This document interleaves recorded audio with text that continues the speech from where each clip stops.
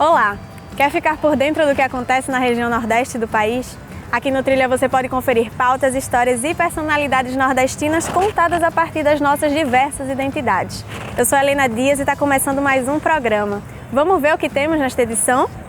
No quadro Sertão da Gente, nós vamos conhecer a experiência do Instituto Novo Sertão, nas áreas de agricultura familiar, arte e geração de renda, lá no estado do Piauí. Já no Aqui Pra Nós, a conversa é sobre direito à comunicação. Nós proseamos com a jornalista, professora e integrante do coletivo Intervozes, Nathalie Queiroz. Vamos saber como podemos fortalecer a luta pela regulamentação e democratização da comunicação. E no Balaio Cultural, vamos conferir o que gira em torno do nascimento e como se dá a relação entre mulheres gestantes e as doulas, relembrando a história e cultura das parteiras. Vamos nessa? Durante o período de pandemia, surgiram diversas iniciativas populares para conter o avanço da Covid-19 e também amenizar os impactos do desemprego e da fome no país. A palavra solidariedade tomou uma concretude que há tempos não se via e relembrou o sentido da cooperação entre os povos. Esse tipo de atuação não surgiu agora e faz parte da nossa cultura enquanto sociedade. A experiência do Instituto Novo Sertão resgata para a gente a história da solidariedade como ferramenta de resistência do povo em momentos difíceis. Por meio da agricultura, da cultura e da geração de renda, são criadas novas realidades sertanejas. Conta para nós, Rodolfo Rodrigo.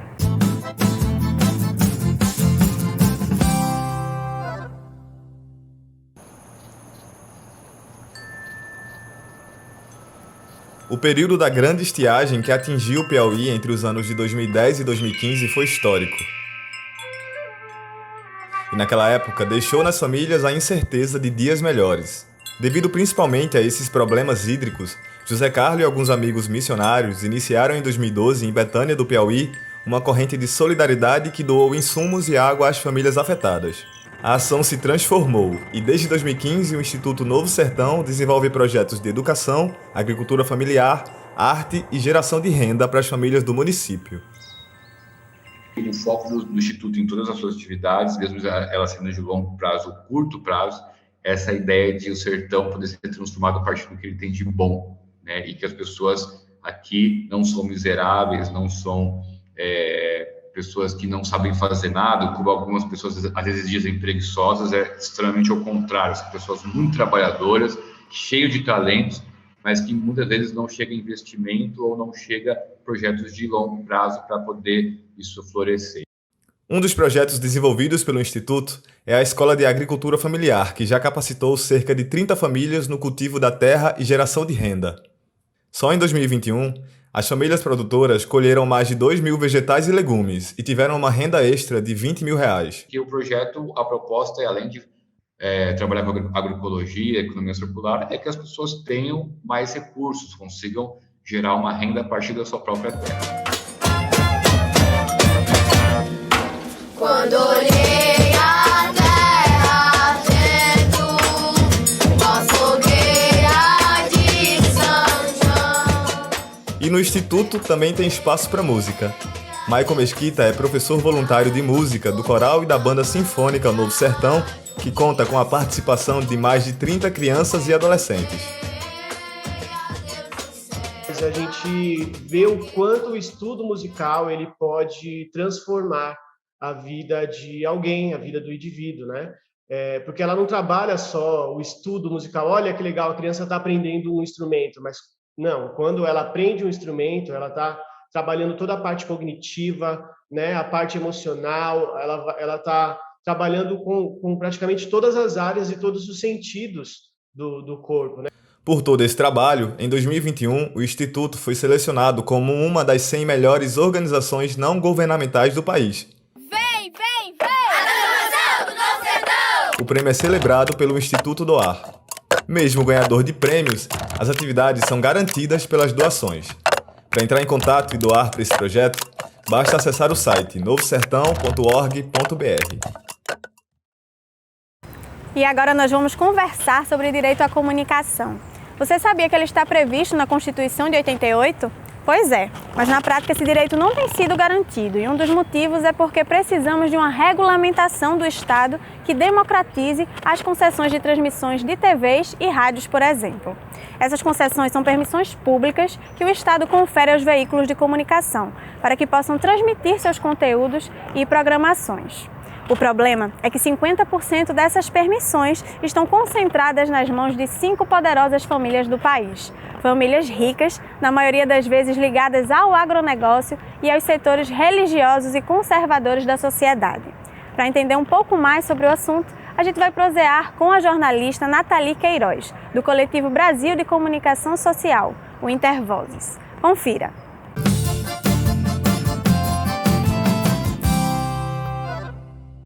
Olá! A gente conversa hoje com a jornalista, professora universitária e integrante do coletivo Intervozes, Nathalie Queiroz. Seja bem-vinda, Nathalie. Obrigada, Helena. É um prazer estar aqui para conversar com você e conversar com todas as pessoas. Nathalie, comece explicando para a gente o que é que tem a ver a regulamentação da comunicação com a garantia da expressividade das diversas regiões do nosso país. O direito à comunicação corresponde ao direito que todo cidadão, que toda cidadã brasileira tem de utilizar veículos de radiodifusão para poder falar para muitos. Os veículos de comunicação de massa, por esse potencial de falar para muitos, eles obviamente formam o que a gente chama de realidade, né? Ajudam na construção da realidade, ajudam a gente a ver o mundo de um jeito e não de outro. Então, tem um potencial, esses veículos de comunicação de massa, como o rádio, a TV, tem um potencial enorme de garantir que as pessoas vejam essa pluralidade existente no Brasil ou que reforcem determinados estigmas. Assim sendo, a regulamentação dos veículos de comunicação, dentro de uma regulamentação democrática, ela permite efetivar o direito à comunicação da população. Como é que a gente pode, enquanto população, lutar por esse direito, né? Você explicou aí o que é esse direito, mas como é que a gente pode, no nosso dia a dia, lutar por ele e o que é que falta para que ele seja garantido de fato? Então, o primeiro ponto é ter esse pensamento crítico, essa leitura crítica da mídia.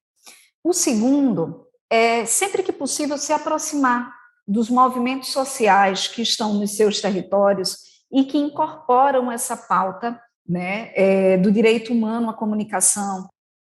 Uma terceira forma de colaborar com a garantia do direito humano à comunicação é acionando a justiça sempre que identificar uma violação a direitos nas mídias. E essas denúncias, elas podem ser feitas, por exemplo, no Ministério Público, tá, de cada estado. Ela pode ser feita dependendo do tipo de violação, diretamente à justiça. 2022 é um ano de eleições, né? E a pauta da regulamentação da comunicação, ela sempre surge nesse período. Mas é também um debate que toca os negócios desses grupos, donos das mídias, né, que você citou. E eu queria saber se esse cenário desse ano, né, esse cenário eleitoral, ele é propício para o avanço no debate em torno da comunicação. Então, a gente tem um cenário de desdemocratização muito sério, muito grave. Dificilmente, em um cenário como esse, uma pauta de regulamentação democrática dos veículos de comunicação, ela avança, porque, obviamente, falar para muitos é concentrar poder, e a gente está falando de um cenário, né, de concentração de poder e não de partilha de poder, que seria práticas, né, que se conformariam em práticas democráticas. A gente agradece a tua participação e até a próxima. Obrigada. Para muitas pessoas, ainda é difícil imaginar uma experiência de parto que não esteja ligada apenas ao ambiente hospitalar e às práticas médicas. Mas, nas últimas 3 décadas, um movimento de ressignificação do nascimento e do ato de parir tem resgatado valores ancestrais que nos remontam à nossa humanidade e à relação de apoio entre mulheres nesse momento tão singular da vida. Isso nos faz relembrar as parteiras, tão citadas por nossas avós e mães, assim como nos traz para os dias de hoje, por meio da conexão entre mulheres gestantes e as conhecidas doulas, profissionais que assistem mulheres desde a gestação até o pós-parto com métodos humanizados. O trabalho das doulas não exclui os cuidados médicos, mas traz novas percepções sobre eles também. Vamos entender com Rodolfo Rodrigo.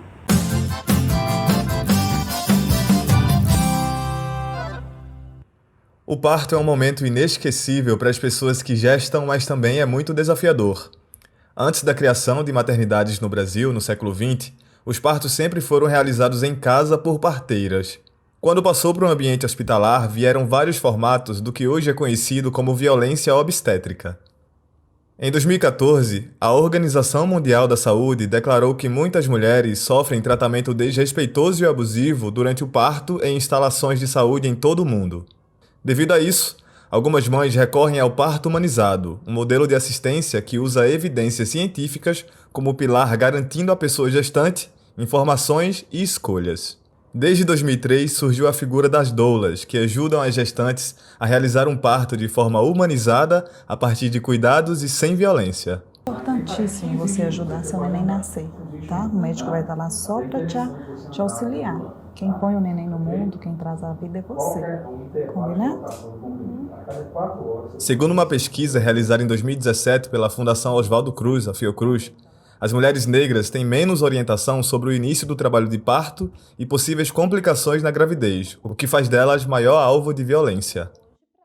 Ana Luísa Fonseca é doula e educadora perinatal da Rede Coru e foca seu trabalho no cuidado com o corpo racializado. Quando a gente para pensar nos nossos ancestrais, nas nossas avós, muitas sofreram muito para parir. Muitas estavam trabalhando e não podiam largar o emprego e teve que ir para a maternidade com muita dor ou pariu onde conseguiu. Então, trazer esse acolhimento para famílias negras foi um propósito e missão que eu vi que, é isso que eu posso fazer, é isso que eu consigo fazer para mulheres ter o mesmo respeito que minha mãe teve quando eu nasci e que a maioria das mulheres negras, infelizmente, ainda não tem. Carla Vieira está gestante de gêmeos e, segundo ela, o cuidado com o olhar racializado foi muito importante na decisão do seu acompanhamento. Foi esse um dos motivos de eu ter escolhido uma doula negra que racializa o processo de doulagem, né? E aí, por entender que determinadas coisas, determinados pensamentos, vivências, enfim, vão fazer parte do escopo de vida de uma mulher negra que talvez não façam parte da vida de uma mulher branca, por exemplo. De acordo com a Organização Mundial da Saúde, 55% dos nascimentos no Brasil são cesáreas, modelo que triplica a mortalidade materna e aumenta consideravelmente os riscos para o bebê. O parto natural e humanizado tem resgatado o protagonismo da gestante e diminui os riscos de complicações até a morte. Lado a lado com as doulas, as parteiras também têm papel importante no parto. Tatiane Frank é uma dessas mulheres e já acompanhou mais de 400 nascimentos. Sobre a nossa união, qual é o nosso papel de parteira, eu posso lhe dizer assim com muita tranquilidade, é não atrapalhar. É favorecer com que essa mulher ela possa viver um momento que é dela. Então, assim, o nosso papel durante toda a gestação é justamente estar ao lado dela para que ela possa fazer as escolhas conscientes, para que ela entenda que o processo é dela e que nós parteiras, nós profissionais, somos meros ajudantes nesse processo, meros colaboradores e muitas vezes a gente não vai fazer nada, né? A não ser manter, claro, o controle dos batimentos do coração do bebê, o controle da pressão arterial, só para dizer assim, tá tudo bem, viva o teu processo.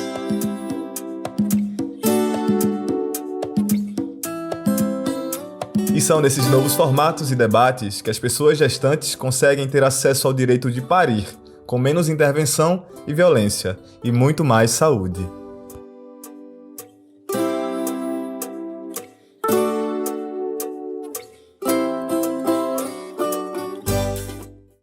Chegamos ao fim de mais um Trilhas no Nordeste. A gente agradece a sua audiência. Se tiver alguma sugestão de pauta ou quiser falar com a gente, o nosso e-mail é pautape@brasildefato.com.br. Você pode assistir esse e outros episódios nos canais do Brasil de Fato e da TVT no YouTube. Até semana que vem, sempre às 8h15 da noite.